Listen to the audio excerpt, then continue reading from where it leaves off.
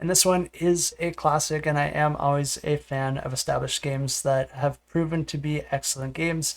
So I'm going to be making this one my own personal pick of the week. I've been looking forward to this version of the game ever since it was announced because this is a game that I've always wanted to add to my collection. And this is going to be offering some revised and streamlined rules for both the base game along with all the expansions, but it's also going to be including a team mode as well as an enhanced two-player mode. And it's going to be adding a new modular board rather than the static board that the original game comes with. But it's also going to be offering new creatures for you to experience and also a new god to take advantage of. But for those of you that are not familiar with this game, this is an area control and bidding game where players are going to be fighting over different islands and controlling different territories out on the main board. Players are going to be using their soldiers to control the different islands. Then you're going to be using your ships to control different regions, but then also connect different islands together so that you can kind of use your ships as a bridge to move your soldiers from one island to the next. Depending on the islands that you control at different points in the game, you're going to be earning coins based on the coins that those islands generate.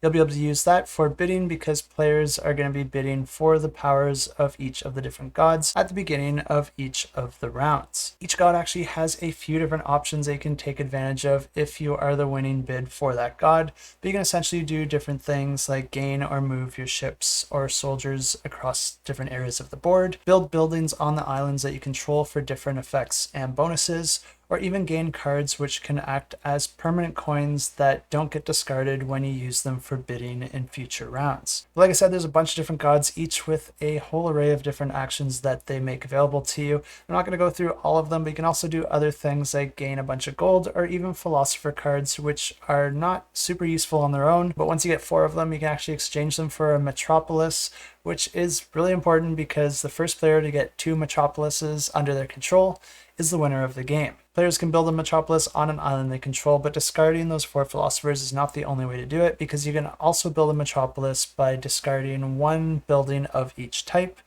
or you can also gain a metropolis by conquering an island of another player where they already built one. And that's pretty much the meat of the game. It's not a super complicated game, but it is a ton of fun, and that's always a great mix.